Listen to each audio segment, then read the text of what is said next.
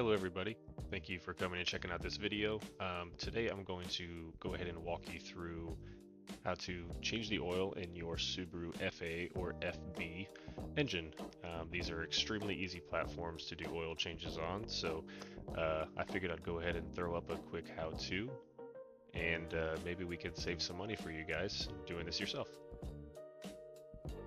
Alright, to go ahead and get things started, you need to put your vehicle up in the air. You have these nice plastic ramps that can hold up to 10,000 pounds. They work great. You want to pop your hood, and the prop rod for this Subaru is on the left-hand side. You lift the prop rod out and place it under the hood, and you're good to go. At this point, I also like to loosen my dipstick as well as take the oil fill cap off and place it by my hood latch, so that way I will not forget it before I close the hood again. You won't be able to close the hood if your cap is in the way. At this point, you would like to go underneath your vehicle and look for the drain plug. I also have a few tools here. You have a 3/4 inch ratchet drive. This vehicle takes a 17mm drain plug.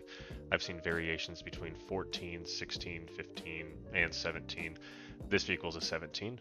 And I have some rags because I always make a mess, and some brake clean. You look through the peephole here, and there is your drain plug ready to be loosened. Just a quick tip, most Subarus have a cutout here in the under tray for the drain plug. There are some models where you may not be able to see the drain plug because they have a flap that goes over it, but just take a look at your car and you will know as soon as you see it. But if you do see this hole, that means the drain plug will be directly behind it. There are cases where you may want to take off the undercover entirely to check for leaks or anything else. That is not going to be covered in this video, as this is just simply talking about how to do your oil change. Back under the car, we are ready to loosen the drain plug. Lefty loosey everyone, you do not want to strip this, and then you can thread it out the rest of the way with your hand. Oh yeah, oil looks fantastic. Can't wait to get the new stuff in there. Okay, so while the oil is draining, it's a good time to go up to the top and get the oil filter off.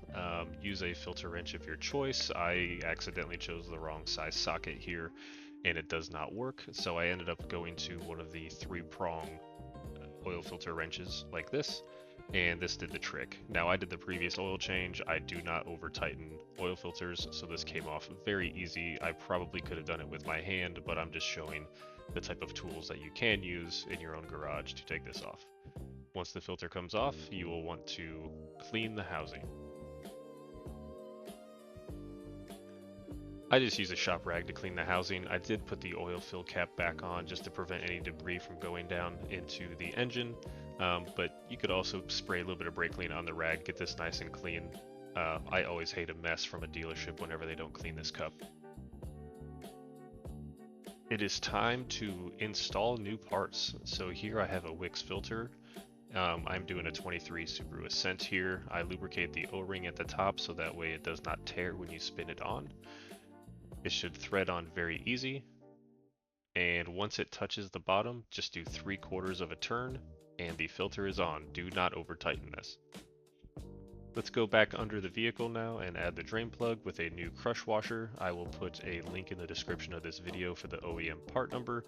I just buy these in bulk on Amazon. They guarantee not to leak. It's work very easy, and it's just the right way to do the oil change on a Subaru.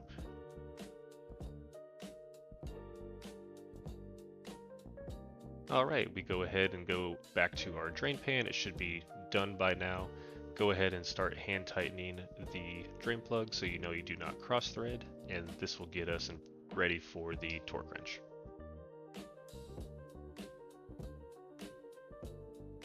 Go ahead and prepare your torque wrench at 32 pound-feet and go back underneath your car and get ready to tighten. But you will see here that I had a great time trying to hand tighten this with one hand and filming with the other. Tripods are probably ideal for this type of situation. It's definitely not hard. You will find that the crush washer feels a little weird at first, but once it starts flattening out, you will get that tension on the threads. Do not over click it. The torque wrench will give way when you achieve that 32 pound-feet. This will guarantee an easy removal the next time you have to do an oil change. Let's go ahead and go back up top. We are ready to fill the engine with oil. I am actually an AMSOIL dealer and will be using our OE Series 0W20 in this engine. If AMSOIL is a product that you guys have ever been interested in, I'll be more than happy to sell AMSOIL to you.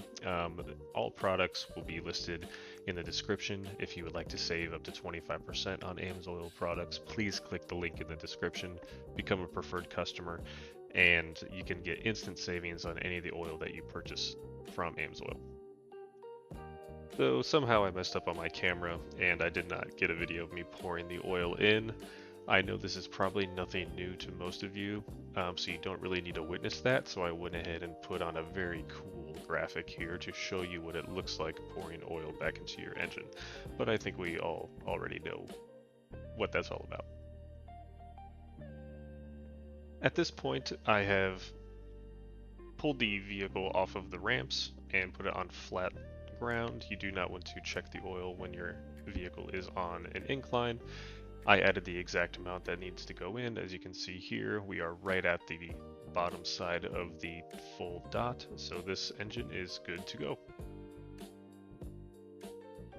Resetting your oil light on your Subaru is going to be a little different depending on your model. This vehicle is equipped with the touchpad style Denso head unit, which has a vehicle info page where you can change the mileage on everything. I like to go in manual mode and hit default, and this will automatically apply a 6,000 mile interval for all of the different engine oil, oil filter, tires, and maintenance schedules. Once all of those have been updated, you can hit the home string, and then if you want to verify, you can also click car info again, go back to maintenance, and they are all updated for you here. Now don't forget to add your window sticker just in case the computers don't remind you in time for your next oil change. Good old handwriting always works. Alright, at this point you are good to go. Go ahead and clean up anything you have, recycle your used oil, put your tools away, and enjoy your vehicle. Thanks again for coming by and watching. I'm hopefully going to be able to put up some more of these videos as I get new vehicles to do.